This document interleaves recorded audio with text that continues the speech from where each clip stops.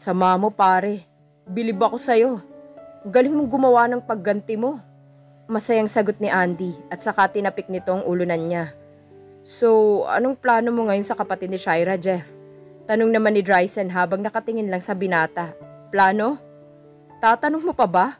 Paglalaroan ko lang sandali ang kambal niya. Matapos ko siyang bigyan ng part-time job sa kumpanya namin, ay saka ko paglalaroan ng damdamin niya. Kung anong atraso ng kakambal niya ay dapat niyang pagbayaran. Pagbabayarin ko siya sa paraang alam ko. Makahulog ang sambit ni Jeff. Muling nagsalita si Jeff. Ngayon mag-uumpisa ang bagong buhay sa ating tatlo. Mga Brad, wag na wag niyo akong iiwan. Masayang sambit ni Jeff. Tadhana na mismong nagturo sa mga ito para maging mapusok at matigas. Sa buong taon ng high school nila ay naging malupit ang mga ito. Nangako sila at nagsimulang magtatag ng alituntunin. Matagal bago napawi ang sugat sa puso ni Jeff pagkatapos niyon. Napakurap si Chanley nang makarinig siya ng pagdodoorbell. Tuluyan nitong ibinaba sa lamesa ang hawak na baso. Biglang nahigit nitong hininga nang makita niya mula sa labas ng pinto si Jeff. Naamoy niya rito ang amoy ng imported na pabangot, amoy ng alak. Agad ang pagkulo ng dugo ni Chanley. At the same time, nang kakaibang damdamin na lumulukob sa kanya sa tuwina kapag nagkakaharap sila nito. Anong ginagawa mo rito, Jeff? Paano mo nalaman kung saan ako nakatira? Nilangkapan ng dalaga ng galit ang tinig niya. Nanatili lang namang nakatitig ng malagkit sa kanya ito. Pakiramdam ni Chanley ay hinahalukay ang kaloob-looban niya sa paraan ng paglimayo ng mata ni Jeff sa kabuuan niya. Napamulagad siya nang mapagtanto niyang manipis na pantulog ang suot niya. Natitiyak ng dalaga na bumabakat ang harapan niya. Okupado kasi ang isipan niya ng tungkol rito, kaya hindi na niya naalala ang suot niya ng mga sandaling yon. Isasarado na sana ni Chanley ang pinto nang mabilis na hinawakan ni Jeff ang hamba na yon at itulak iyon pabukas. Hoy, Mr. Chan, anong karapatan mong pumasok? Gayong hindi naman kita pinayagan. Panik na habol niya. Agad niyang sinundan ito. Nakita niyang umupo ito sa sopa at maya-maya'y nahiga. Biglang umusok ang ilong niya sa tinitimping galit. Ewan niya kung anong trip na naman ang nais nito, pero hindi niya papayagan iyon. Pwede ba umalis ka na lamang, Jeff?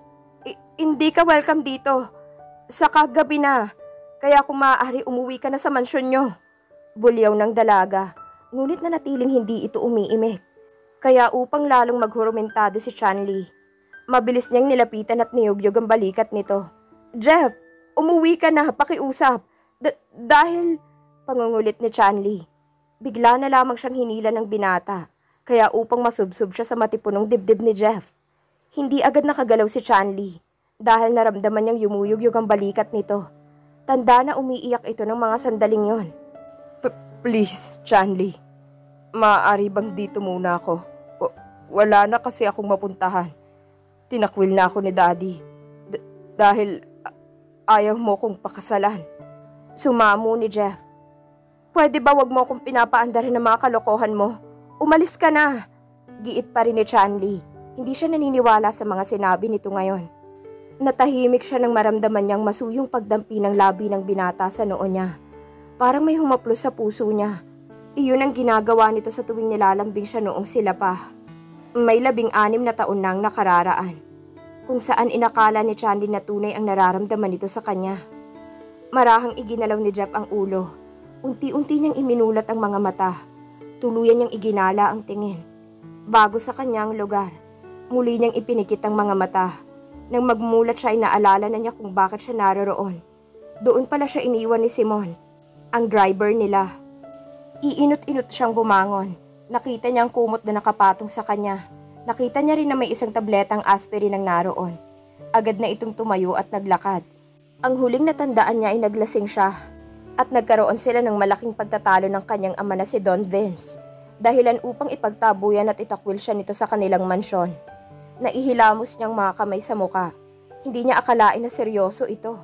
Lahat ng credit cards at maski ang pagiging CEO niya sa kanilang mga kumpanya ay tuluyang pinawalang bisa na ng tuluyan ng matanda. Napatayo na siya at naglakad. Iginala na niya ang tingin. Nagbabaka sakali siya na makita si Chanley. Naiinis ang binata dahil tuluyang nasunod ang kagustuhan ng sariling ama. Kailangan niyang makiusap sa dalaga na pakasalan siya para mabawi ang lahat ng meron siya. Kung kinakailangan niyang makipag-deal ay gagawin niya. Maski kahit ibaba nito ang sariling pride. Mabilis niyang pinali sa isipan ng kasalukuyang tumatakbo sa isip niya dahil lalo lamang nananakit ang ulo niya. Chanli, are you there? Tawag niya sa dalaga, ngunit nanatiling walang sagot sa dalaga. Nagpatuloy siya sa paglalakad hanggang sa pumasok siya sa kusina. Nakita niyang may mga pagkaing nakahanda roon na nakatakip. Hanggang sa mapadako ang pansin ni Jeff sa notes na nakadikit sa may ref. Naghanda na ako ng makakain mo. Kumain ka ng marami. Pagbalik ko mag-uusap tayo. Chanli. Ewan niya ngunit unti-unting napangiti si Jeff. Tuluyan itong napaupo sa upuan. Agad niyang tinikman ng omelette na parating inihahanda ni Chanli sa kanya dati. Biglang nakadama ng kasiyahan si Jeff sa mga sandaling yon. Katulad pa rin ng dati ang lasa niyon. Ewan niya, pakiramdam niya yun na ata ang pinakamasarap na omelette na nakain niya sa buong buhay niya. Nang matapos siyang kumain ay napagdesisyonan na nitong hugasan ang kinainan. Hindi iyon ginagawa ng binata, ngunit sa tingin niya ay kailangan nitong gawin yon. Dahil wala siyang nakitang katulong sa bahay nito si Chanli. Matapos yun ay nagpunta na ito sa CR. Laking pagtataka ni Jeff dahil may nakahanda ng mga damit roon para sa kanya. Naligo siyang magaan ng loob pagkatapos. Napadako ang pansin ni Chanli sa kaharap na lalaki. Kasalukuyan siyang nasa isang restaurant. Kasama ang asawa ng kambal niya na si Peter. Ito ang naging personal na doktor ni Shaira noong dumaraan sa pagka-depress na nag-lead sa PTSD, Post-Traumatic Stress Disorder. Paglaon matapos na makarecover ang kambal nito'y tuluyang nahulog si Peter sa kambal ni Chanli. Hanggang sa mapangasawahan ng dalawa at tuluyang tumira sa Amerika, maging ang mga magulang nila'y nagmigrate roon.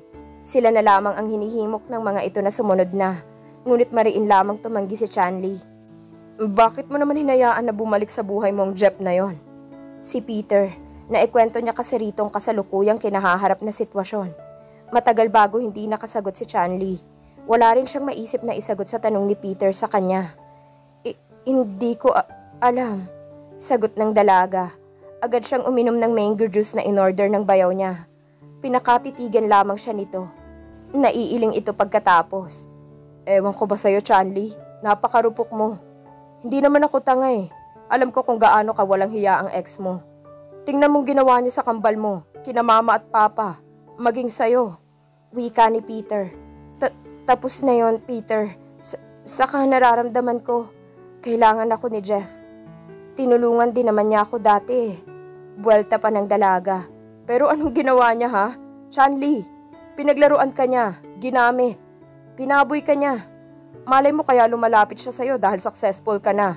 Matalino ka, huwag ka naman maging tanga at bobo this time. Mariing pangaral na bigkas nito. Niyuko ni Chanli ang ulo. Sa isip niya'y tama ang bayaw. Masakit man ang mga salita nito pero totoo naman. Pero gusto kong sumubok ulit. Last na to, naitugon ni Chanli. Dinig niya ang pagbuntong hininga ng kasama. Okay, bahala ka Chanli. Buhay mo naman yan. Ang sa amin lang ay ang makabubuti sa'yo. Usal ni Peter. Salamat sa pangunawa.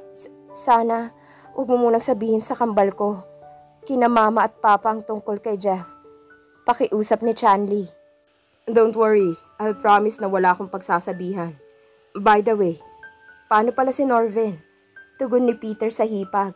Biglang nag-isip si Chanli na waglit sa kanya ito. Nakagat tuloy niya ang labi. Alam niyang isa ito sa tututol sa magiging desisyon niya. Muling natuon ang pansin ni Chanli nang muling magsalita si Peter. Alam mo naman yon, tiyak mahihirapan kang ipaliwanag sa kanya kung bakit mo yan gagawin. Ako nang bahala, Peter. Nasabi na lamang ni Chanli. Nailing-iling na lamang ni Peter ang ulo. Sadyang matigas at hindi maiiba ang desisyon ng hipag.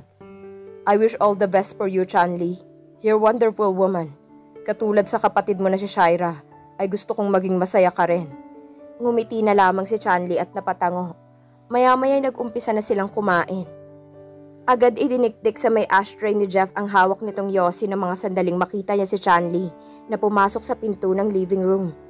Kasalukuyan siyang nasa may terrace ng sala. Bahagyanan niyang nabuksan ng sliding glass door nang makita ni Jeff na may kasama itong lalaki. Biglang naningkit ang mga mata niya nang makitang masuyong hinawakan ng lalaki niya ng braso ng dalaga. Dinig niya ang usapan ng dalawa. So, ingat ka na lamang dito. You can call me anytime. If you need someone to hang up or listen to your dilemma. Malumanay na sambit nito. Sure, By the way, thank you. Dahil imbes na pagbabakasyon ang ginawa mo, mas nauna mo pa akong kitain. Nahihiyang sambit ni Chanli. Ano ba, Chanli? Ikaw pa ba? Isa ka sa mahahalagang tao sa buhay ko. Nangiting sagot ng lalaki. Ewan ni Jeff pero biglang sumama ang timpla ng mood niya sa nakikitang pag-uusap ng dalawa. Dahan-dahan na niyang binuksan ang pinto. Ngunit padas ko lang ginawa nitong pagsara na yun pagkatapos. Kaya upang mapunta sa kanyang atensyon ng dalawa. Nagulat man si Chanli, agad na nilapitan nito ang binata. Nananatiling tahimik at matalim na nakatingin kay Peter ng mga sandaling yon. Hindi man lang magawang ngumiti nito sa bisita niya. Sa klase ng pagtiting ni Jeff sa bayaw niya ay nahihinuhan niyang may naiisip na itong hindi maganda sa kanila. Gusto niyang umasam na nagsiselos ito. Ngunit imposible yon dahil sa pagkakaalam niya ginagamit lamang siya ng binata. Jeff, siya pala si Peter Suarez, husband ni Shaira.